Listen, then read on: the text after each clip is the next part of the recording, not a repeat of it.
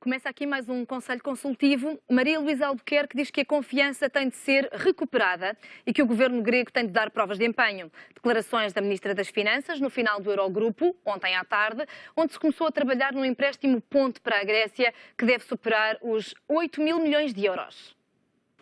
A Europa está a fazer tudo para manter a Grécia no euro, mas o governo de Atenas tem de recuperar a confiança dos parceiros. Maria Luísa Albuquerque falava no final da reunião do Eurogrupo, que decorreu depois da Cimeira de Líderes, onde se chegou a um acordo com a Grécia. O que existe é um empenho muito grande de todos os Estados-membros da área do euro em fazer tudo o que for possível para manter o apoio à Grécia e para conseguir os objetivos que todos temos de que a Grécia tenha uma situação, que recupere uma situação de sustentabilidade financeira, económica, capacidade de crescimento. A confiança, no entanto, é algo que se perde muito rapidamente e que exige muito tempo para ser reconstituída. E, portanto, o governo grego também está consciente de que terá de continuar a dar provas do seu empenho, da sua determinação, para poder voltar a merecer uma confiança mais plena. O terceiro resgate vai demorar pelo menos um mês a negociar, sublinhou o presidente do Eurogrupo. Of course, it's a completely different situation as to what we were talking about before. The old talks were broken off and a referendum was started. Then we were talking about a short-term extension of the second program. Now we are talking about designing a completely new program for 3 years. It will involve a lot more in terms of substance and commitments and financing needs, and it will take time to negotiate that. We have asked the institutions to do that as quickly as possible.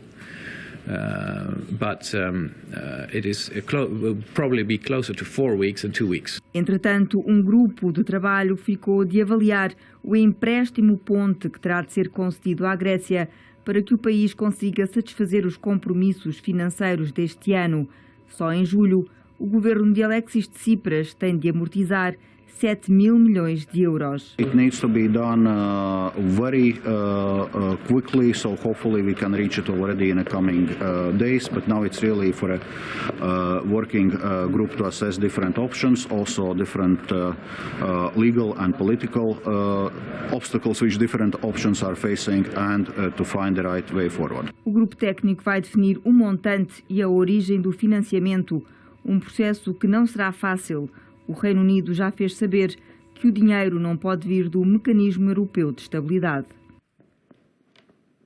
Conselho consultivo hoje com as presenças de Joaquim Biancar Cruz, Abel Ferreira e Paulo Pinto. Senhores, muito obrigada por estarem neste Conselho consultivo. Abel, começar por si e perguntar-lhe, este é um acordo ainda muito frágil? Este é um acordo frágil e eu tenho as maiores dúvidas que seja um acordo útil. De facto, o governo grego, pela forma como se comportou ao longo destes 6 meses, foi perdendo sucessivamente a confiança não apenas dos seus credores, mas daqueles que poderiam ser os eventuais investidores na Grécia. E, ultimamente, até conseguiram perder a confiança dos turistas, que são absolutamente essenciais para tentar manter alguma sustentabilidade na economia grega, e perderam, com certeza, a própria confiança do povo grego. E, portanto, perante esta perda de confiança, era natural e expectável que os restantes países tivessem uma atitude de maior severidade e que procurassem encontrar maiores garantias relativamente àquilo que pode ser a atuação do governo grego no futuro. Temo, contudo, e eu sou insuspeito de simpatia por este governo grego, aliás, recordo-me que no dia seguinte às eleições gregas vaticinei praticamente tudo aquilo que entretanto veio a acontecer, e dei logo a minha opinião sobre o que é que pensava da estratégia anunciada do Sr. Tsipras e do Sr. Varoufakis, que sempre me pareceu votada ao fracasso. E, portanto, sou insuspeito de simpatia por este governo grego, mas, por outro lado, também temo que se tenha ido longe demais naquilo que são as exigências, os procedimentos e o formato que foi encontrado para este acordo, que na verdade não é exatamente o acordo, é a imposição de algo que em certos aspectos tem um caráter, eu diria, de humilhação relativamente à Grécia. Porque uma coisa, deixe-me interrompê-lo só para adicionar aqui mais este facto que é relevante e que muitos consideraram histórico. Uma coisa é admitir que as medidas têm que ser severas para quem levou as negociações longe demais.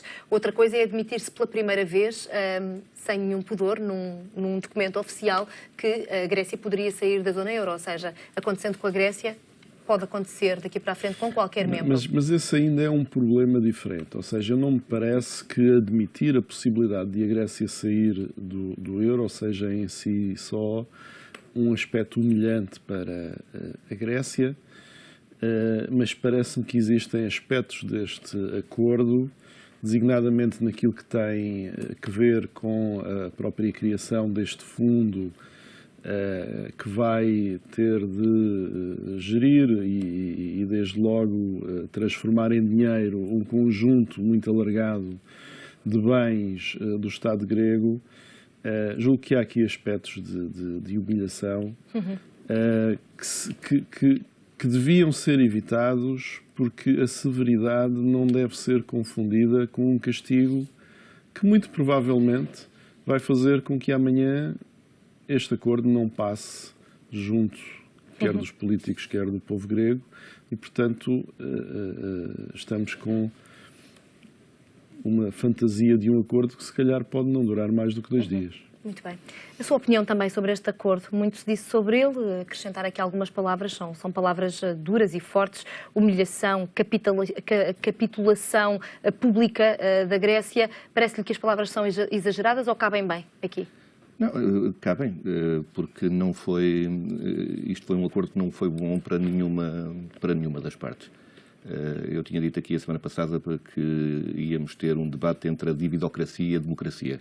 Ganhou a dividocracia por nocaute, não foi ao fim de 30 segundos, mas foi ao fim de 17 horas. Eu creio que a Alemanha e Schabel estão a conseguir fazer, sem dar nenhum tiro, aquilo que a Alemanha das 2 guerras mundiais não conseguiu fazer.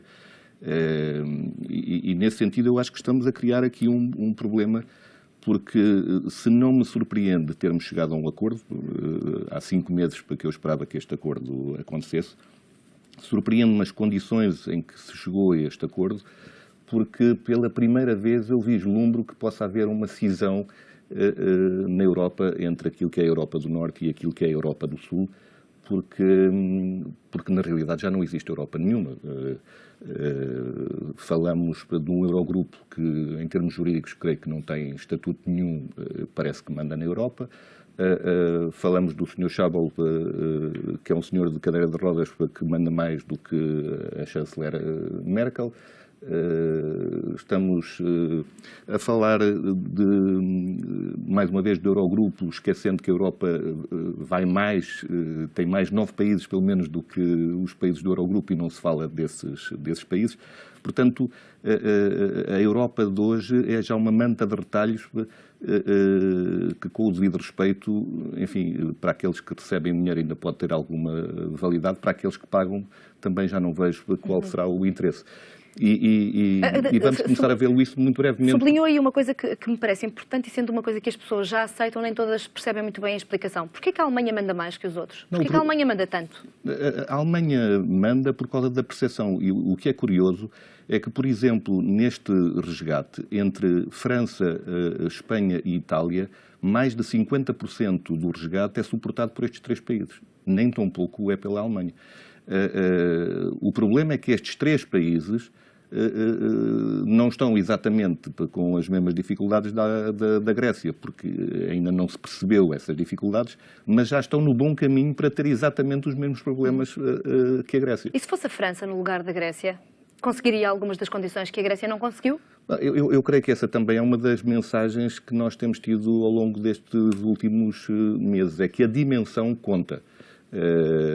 Um país com 10 milhões de habitantes não risca nada, países como a Estónia, que têm 2 milhões, muito menos ainda, podem falar dos seus problemas de 2009, mas ninguém os está a ouvir, e como dizia Varoufakis, podem estar a cantar qualquer coisa que é exatamente igual, mas um país como a França representa alguma coisa, representa até muita coisa, porque foi justamente a contraparte das 2 guerras anteriores, e só isso já quer dizer alguma coisa.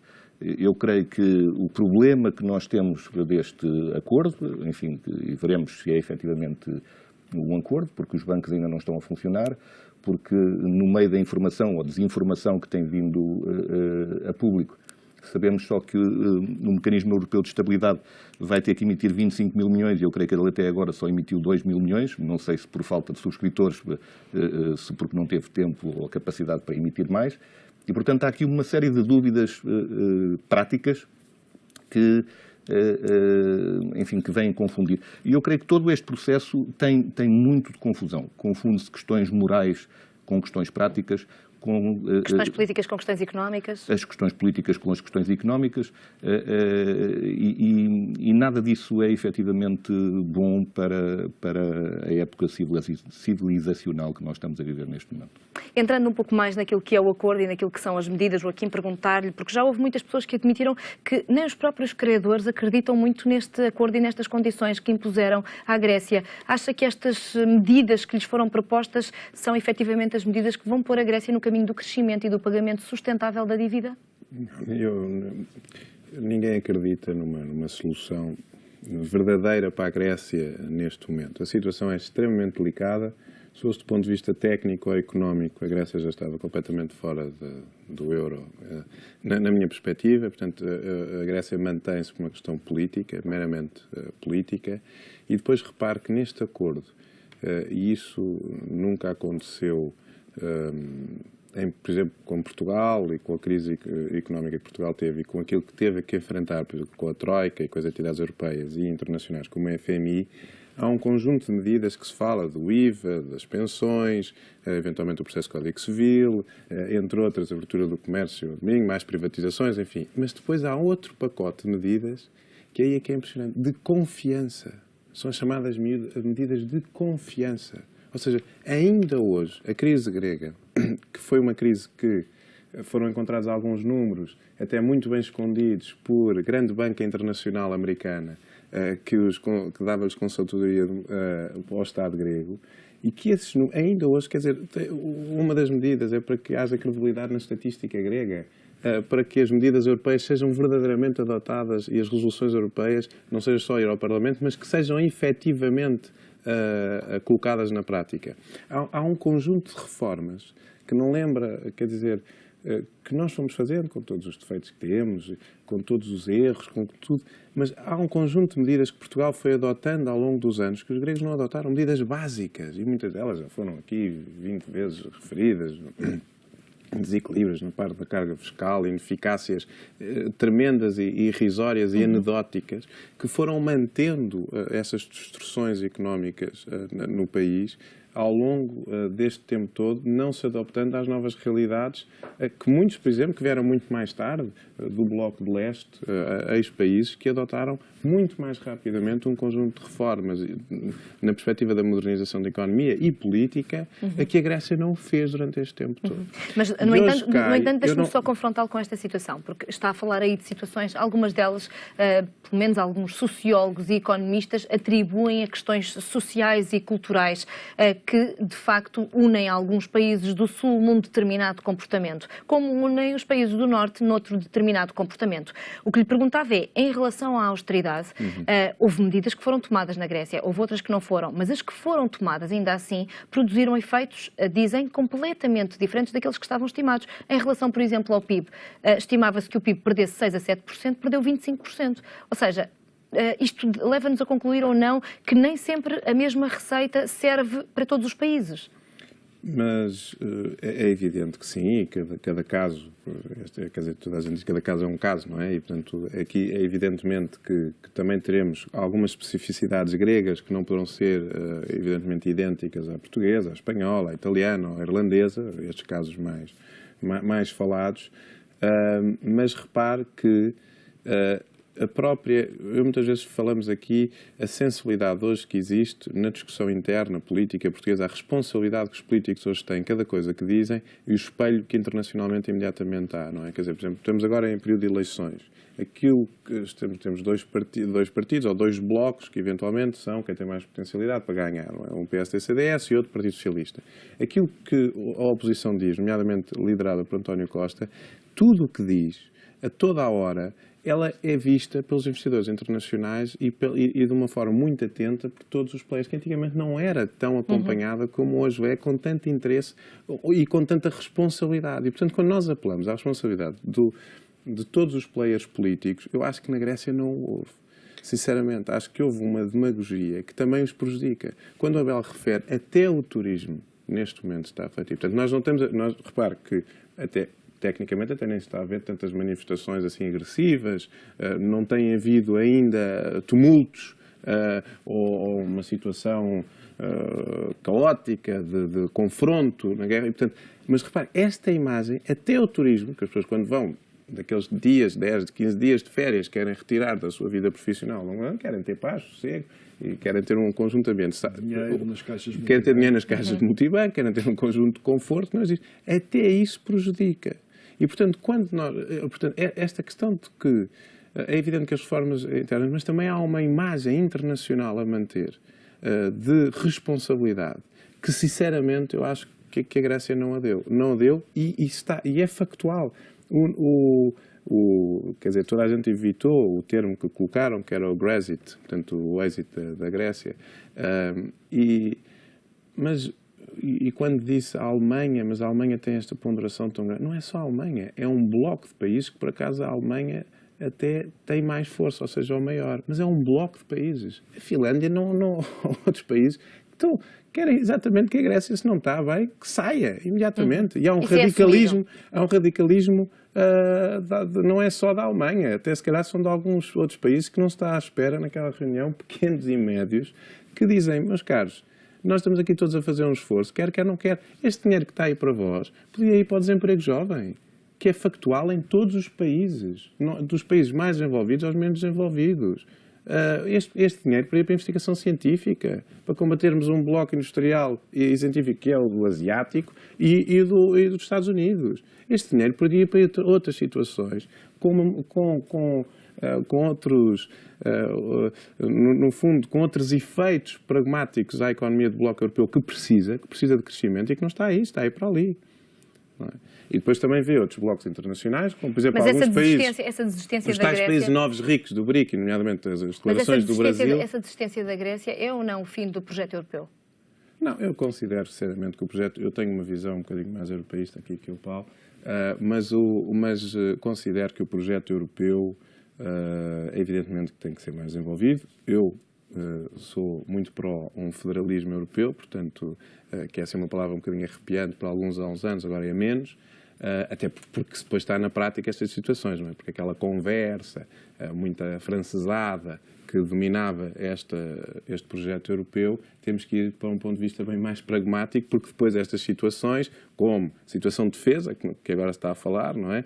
De segurança, situações radicais como estas de intervenção, tem que existir realmente uma forma mais pragmática da União Europeia intervir rapidamente e eficaz. Muito bem, olhamos também para a Grécia fazendo o paralelismo com Portugal. Varoufakis deu uma entrevista onde falou de várias coisas, entre elas o papel dos países do Sul, que foram, diz ele, os maiores inimigos nesta negociação. No entanto, ouvimos Pedro Passos Coelho dizer que até deu uma ideia para ajudar a este acordo. Há alguém aqui em Portugal que possa fazer um aproveitamento político da situação grega? Deixe-me só antes disso anotar 3 coisas que o Paulo disse, 2 com que eu concordo e uma com que não concordo. A primeira, enfatizar que, de facto, nós estamos neste momento num afastamento entre a França e a Alemanha, que é provavelmente o maior afastamento das últimas décadas, e isso não pode ser visto como algo de irrelevante. E como o Paulo bem notou, há aqui um afastamento que pode vir a ter consequências dramáticas em termos de futuro do projeto europeu, seja ele qual for. que deixa a França junto aos países do Sul ou junto aos países do Norte? Eu tenho mais dificuldade com essa separação entre países do Sul e países do Norte, porque julgo que quer nos países do Sul, quer nos países do Norte, existe alguma diferença de opiniões que não permite que essa separação seja feita em termos tão simples. Aspecto com que concordo menos tem a ver com a tal divisão entre democracia e dividocracia. Porque eu acho que essa divisão tem subjacente uma ideia de que porque o governo grego falhou naquilo que era a sua anunciada política anti-austeridade, se conclui que não é possível políticas alternativas na Europa e daí se retira uma conclusão no sentido de menor democracia. Ora, eu acho que nós não podemos confundir ideologia e incompetência. A ideologia foi aquilo que fez com que o governo grego não percebesse que precisava mais de investidores do que de credores. Porque o governo grego de matriz marxista, ainda que casado com a extrema-direita, não consegue perceber a importância dos investidores e do investimento. Mas isso é ideologia. O que fez com que o governo grego depois se apresentasse nas negociações sem ter uma estratégia e sem ter um plano B é do domínio da pura incompetência. Portanto, nós não podemos considerar... Não tinha um plano B ou não tinha um plano B credível para os credores? Não tinha plano nenhum. Baseado na famosa teoria do dominó do Sr. Varoufakis, a única ideia que o governo grego tinha era que toda a gente à volta teria imenso medo que a Grécia saísse do euro. E, portanto, quando se percebeu que o medo dos outros era menor do que o medo dos próprios gregos, o plano desapareceu. Isto não era um plano. E, portanto, esta confusão faz com que, de repente, se entenda, bom, não é possível uma outra política. Não, não é possível é conseguir uma outra política agindo de modo arrogante e incompetente.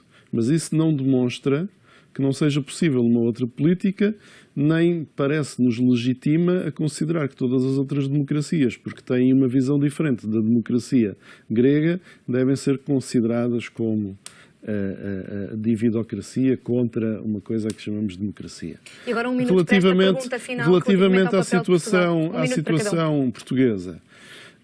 Parece-me que, obviamente, o tema grego, como aliás já se foi percebendo nos debates que ontem fomos assistindo, o tema grego vai ser absolutamente essencial, em particular porque provavelmente houve na política portuguesa quem se tivesse precipitado relativamente à análise imediata que fez, quer primeiro do resultado das eleições gregas, quer depois do resultado do extraordinário referendo grego de há uma semana, que o senhor de Tsipras, 24 horas depois, ignorou olimpicamente, partindo num rumo completamente diferente, que era o único possível. Portanto. Muito bem.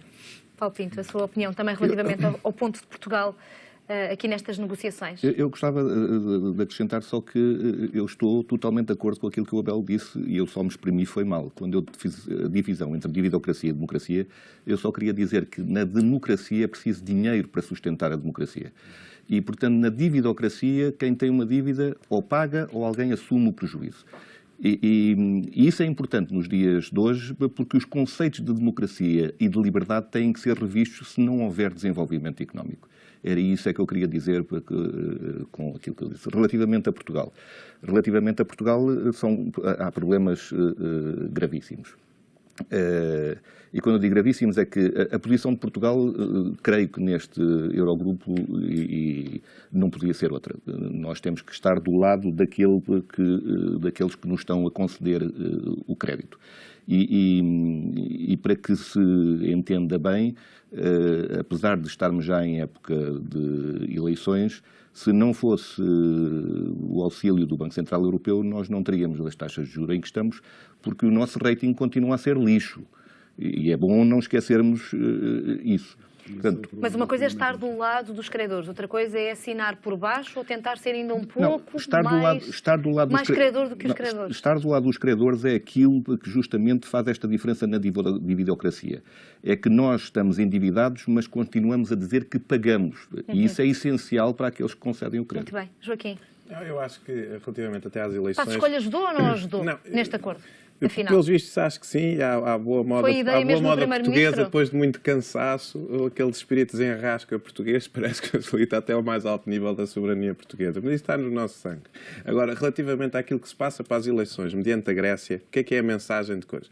Eu acho que a esquerda, e nomeadamente PS e o Bloco de Esquerda, tentam capitanear esta ideia do Syriza, mas já se enganaram 2 ou 3 vezes com o Abel, e portanto já foi perigoso esta colagem a este movimento grego, e portanto o próprio António Costa já errou 2 vezes, e quem é candidato a Primeiro-Ministro não o pode fazer da forma como ele fez, tão populista relativamente à Grécia. Relativamente ao Bloco PSD e CDS, é evidentemente que se vão distanciar do caso grego, porque senão dão um ar que até estão a gostar, quer dizer que a austeridade parece que são usados pela austeridade. E, portanto, vão deslocar e vão dizer que a nossa situação é completamente diferente, o nosso trabalho é completamente diferente e a nossa estratégia hoje tem um resultado que eles nunca tiveram até hoje. E, portanto, devem ser estas 2 linhas que vão correr até às eleições legislativas. Muito obrigada, senhores, por terem trazido a vossa análise e reflexão.